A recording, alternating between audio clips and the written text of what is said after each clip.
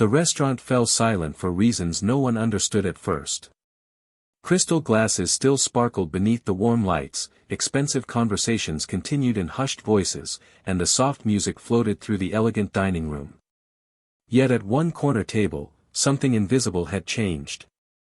A young waitress stood perfectly still with her order pad in trembling hands while one of the wealthiest men in the city leaned back in his chair wearing the confident smile of someone who had never been told no. His words had rolled out in a foreign language, fast and sharp, and the people seated with him burst into quiet laughter. They believed she couldn't understand a single syllable. They believed humiliation was simply another item on the evening's menu. But then the waitress lifted her eyes, smiled with remarkable calm, and answered him in the very same language. The laughter disappeared instantly. The billionaire's face lost every trace of confidence because the reply she gave revealed far more than fluency. It revealed the kind of truth money could never purchase. Her name was Emma Carter, a 27-year-old woman whose kindness often went unnoticed because she never asked anyone to notice it. Every morning before sunrise, she prepared breakfast for her elderly grandfather before catching 2 buses across town to the upscale restaurant where she worked 6 days a week. After every shift, she hurried to the hospital where her younger brother Noah received treatment for a chronic heart condition. Every dollar she earned disappeared almost as quickly as it arrived, paying for medication, transportation, groceries, and the endless expenses that came with caring for people she loved. Most customers saw only another waitress carrying plates with a polite smile, but few realized she had once dreamed of becoming a university professor. Years earlier, financial hardship forced her to leave graduate school. Instead of allowing disappointment to make her bitter, Emma quietly accepted that sometimes love required sacrificing personal dreams so someone else could keep theirs alive. The restaurant manager admired her because she never complained. If another employee called in sick, Emma volunteered to stay late. If an elderly guest needed help walking outside, she was already beside them before anyone asked. She believed that dignity was something every human being deserved, regardless of their appearance, profession, or bank account. That evening began like any other until several luxury vehicles stopped outside the entrance. Everyone recognized the man stepping from the first car. Victor Laurent. His business empire stretched across continents. Financial magazines praised his brilliance while social media celebrated his extravagant lifestyle. Newspapers often described him as fearless, demanding, and impossible to impress. Employees feared disappointing him. Competitors feared challenging him. Investors admired him. But those who worked in luxury hospitality knew another side of Victor. He enjoyed testing people. Sometimes he left enormous tips for exceptional service. Other times he deliberately created uncomfortable situations simply to see how staff reacted under pressure. When Victor entered the restaurant with several wealthy international clients, the manager immediately assigned Emma to their table. "Be patient," he whispered. "Just stay professional." Emma nodded with her usual gentle smile. Throughout dinner, Victor barely acknowledged her except to issue short instructions without making eye contact. His guests laughed loudly, ordered expensive wines, and spoke confidently about billion-dollar investments. Emma remained calm, attentive, and gracious. Then dessert arrived. Victor suddenly looked directly at her for the first time. Without warning, he began speaking rapidly in Italian. His guests exchanged amused smiles.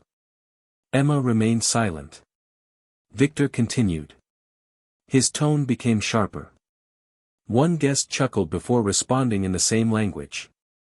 Another joined the conversation. Several people laughed openly. Although most nearby diners couldn't understand the words, the expressions on their faces made the intention painfully obvious.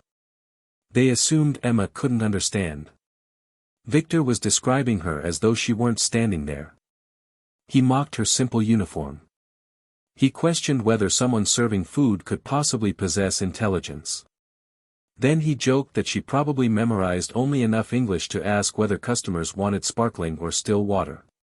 The table erupted in laughter. Emma lowered her eyes for one quiet moment. Then she looked directly at Victor and answered in flawless Italian. "I'm sorry you believe education always wears an expensive suit," she said gently. "Some of the wisest people I've known have served meals with tired hands while carrying burdens invisible to those sitting comfortably at the table." Silence crashed over the room. Victor stared at her. One guest nearly dropped his fork. Emma continued calmly. "You also mispronounced the Tuscan expression you quoted. Your grandmother would probably correct you." Several Italian guests exchanged stunned looks. Victor blinked. "Where did you learn Italian?" he finally asked, this time in English. Emma smiled politely. "From an elderly couple who couldn't afford private caregivers. I helped them every evening for 4 years while studying at university. They insisted I practice with them every night." The guests looked at Victor. No one laughed now. Emma gently placed the dessert plates onto the table. "I hope you enjoy your meal." She walked away without another word. Across the restaurant, whispers spread almost instantly. The manager feared Victor would demand compensation or complain. Instead, the billionaire sat unusually quiet. For the first time in years, someone had answered his arrogance without anger. She hadn't embarrassed him. She had simply shown him who she was. And somehow that felt far heavier. After dinner, Victor remained seated long after everyone else had left. As Emma cleared nearby tables, he approached her alone. "I owe you an apology." She looked surprised. "You don't owe me anything." "I do." She waited patiently. "I thought speaking another language would make you feel small." Emma folded a napkin. "You didn't make me feel small." Victor looked confused. "You revealed something about yourself." "That's different." Those words stayed with him long after he returned home. That night he couldn't sleep. His luxurious penthouse suddenly felt strangely empty. He remembered his own mother, a woman who had cleaned hotel rooms after immigrating to another country with almost nothing. She had spoken 3 languages fluently yet accepted work beneath her qualifications simply to feed her family. As Victor became wealthier, he rarely thought about those difficult years. Success had slowly replaced gratitude with pride. Emma's quiet response had reopened a door he thought was permanently closed. The following afternoon Victor returned to the restaurant. Not with investors. Not with bodyguards. Alone. Emma recognized him immediately. He requested her table. When she arrived, he smiled awkwardly. "I promise I'm only here for lunch." She smiled politely. During the meal, he asked about her family. At first she answered briefly. Gradually she shared more. She spoke about Noah's hospital treatments. Her grandfather's failing eyesight. Her unfinished education. The elderly Italian couple who had treated her like family before passing away within months of each other. Victor listened without interrupting. He noticed she never complained. She simply described life as it was. Before leaving, he quietly asked one question. "If money weren't an obstacle, what would you do?" Emma looked toward the window. "I'd finish my education. And after that? I'd teach students who couldn't afford expensive universities." Victor nodded thoughtfully. Days passed. Then weeks. Life returned to normal. Emma assumed their conversation had ended there. Until one rainy afternoon. The hospital administrator approached her while she visited Noah. "There appears to be an anonymous donor covering every remaining treatment expense." Emma froze. There must be some mistake. There isn't. Tears filled her eyes. Someone had erased years of financial fear with a single act of generosity. No name appeared anywhere. Only a handwritten note. Kindness should travel farther than pride. Emma immediately suspected Victor. But she couldn't prove it. Months later another surprise arrived. A prestigious university informed her she had received a full scholarship funded through a private educational foundation. Again, no donor name appeared. Again, the handwritten note ended with exactly the same sentence. She smiled through tears. Years passed. Emma completed her degree with highest honors. Instead of accepting lucrative corporate positions, she created community language programs where immigrants and low-income adults learned English alongside several foreign languages free of charge. Her classes welcomed everyone. Single parents, veterans, refugees, retired workers, teenagers preparing for college. No one paid tuition if they couldn't afford it. The program grew beyond anything she imagined. Volunteers joined from different countries. Teachers donated evenings. Local businesses supplied books. Lives quietly changed. One afternoon Emma received an invitation to speak at an international conference celebrating education and compassion. As she stepped onto the stage, thousands filled the auditorium. Among them sat Victor Laurent. Older now. Quieter. Far less interested in attention. Emma smiled when she recognized him.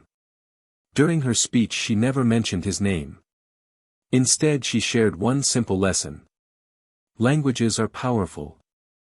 They can build bridges or walls. Wealth is powerful.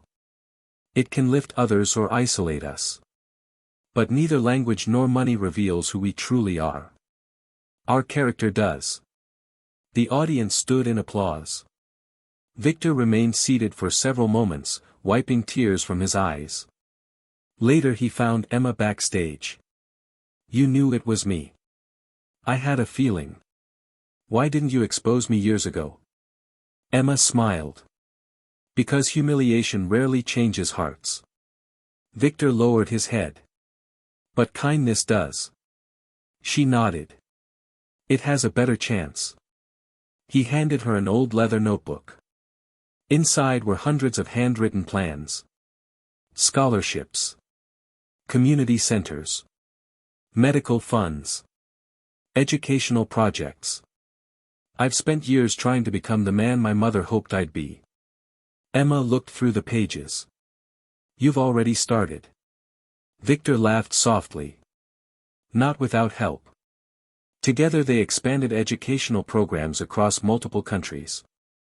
Thousands of students received scholarships. Hospitals gained new equipment. Families discovered opportunities they never imagined possible. Whenever reporters asked Victor what inspired such dramatic generosity, he never mentioned financial strategy or public image. He simply smiled. One evening, he would say, "A waitress answered me in a language I thought only I understood.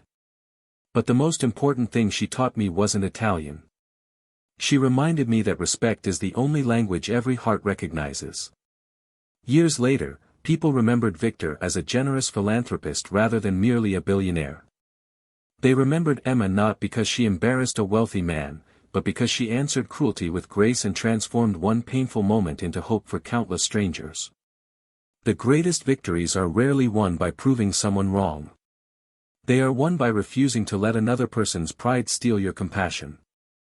In a world that often measures success by wealth, titles, or influence, the quiet strength to answer disrespect with dignity remains one of humanity's richest treasures. And sometimes, the smallest reply spoken with kindness becomes the beginning of a story that changes thousands of lives forever.